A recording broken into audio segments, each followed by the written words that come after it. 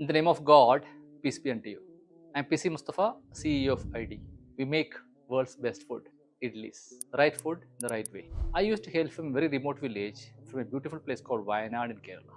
During my childhood days, if someone in the village gets into some unethical practice, he used to get a very unique branding, and the branding was called businessman, because in the village that was perception. Businessman wouldn't have ethics. What's the perception in the village?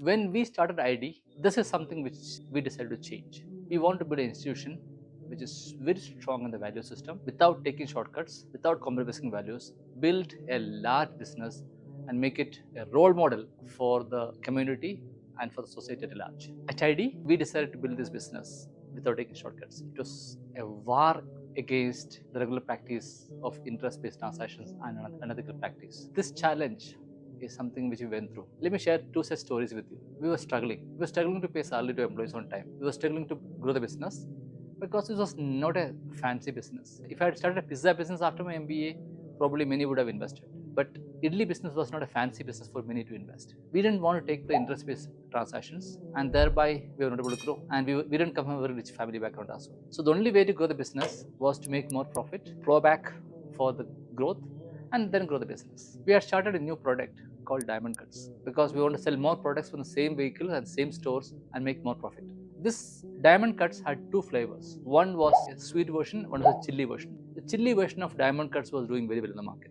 One day, we got a call from a large hotel group in Bangalore saying that they wanted to buy thousands of kgs of Diamond Cuts from us. It was a dream come true situation for a startup entrepreneur. We were finding it difficult to pay salaries to employees on time. We were finding it difficult to meet both ends of the business and the family. And this order came in. This order value was as high as our 1 year revenue. I was curious to know about the use case for this product. As a businessman, my objective was to understand the use case, sell the same proposition to more hotels, and make more money. When I met the chef, he said in his Western accent, "This is a great product. We want to serve a unique experience to our consumers. We want to serve it as a bar snack." Bar snack? That's the first time I heard the word called bar snack. I had no clue about it. I was confused. On the way back, I talked to my partners. We discussed, debated. On one hand, I had a huge order to meet both ends of the family and to pay salary to employees on time. And on the other hand, we had a value system. Our value system was conflicting with our business interest. We thought about it again. Finally, we decided to cancel this order. I called up the chef, talked to him. He shouted at me. I kept the phone down. I felt crying because the Almighty God gave us the courage to take the toughest decisions in the most difficult time in our life. Courage to take such tough decisions helped us to create the strong brand that we are today. Let me now tell you about the second story. I had completed my MBA and had become a full-time entrepreneur, and my cousins were already running the business in Bangalore.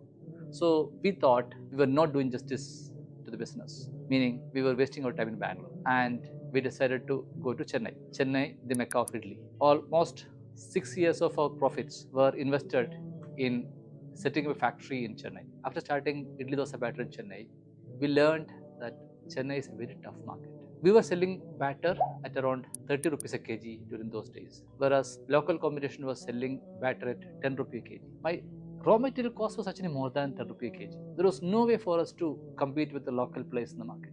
I was curious to know how they run the business. Some of those players were following some unethical, unhealthy, illegal practice. They were buying the public distribution system rice called Amma rice, which was available for 1 rupee a kg, adding a lot of chemicals and soda in it, making batter and selling idli batter. There was no way for us to make business profitable and scalable with our kind of a system. At this time, we ran into trouble. We were not able to pay salary to employees on time. Bangalore ended up losing money, and of course, we were losing money in Chennai as well. We sort of started feeling that this business is on the verge of shutdown. That time, we discussed, as a team, we had three options in front of us. One was to follow the unethical, unhealthy practice that is being followed by the local players in the market, which was to buy Amma rice at 1 rupee a kg, add soda and chemicals in it, make batter. It was illegal, it was unhealthy, it was unethical. We said, no, we will not do that.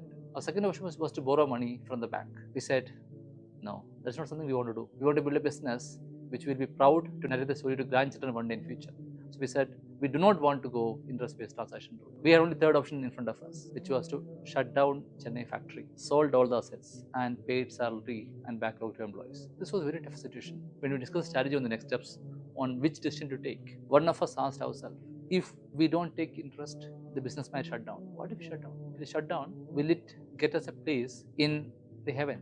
If yes, As a team, we were all okay to shut down the business. That is the value system that we followed at ID. Courage to take such tough decisions helped us to create a strong brand and to come out clean and come very strong and stay ahead of competition as well. I shared these two stories to explain to you the struggle that all of us go through to uphold our value system. But that's not easy. But then that is fun. That is our responsibility. Making a lot of money without compromising values and using that money for the right cause is the role of a great human being and a believer.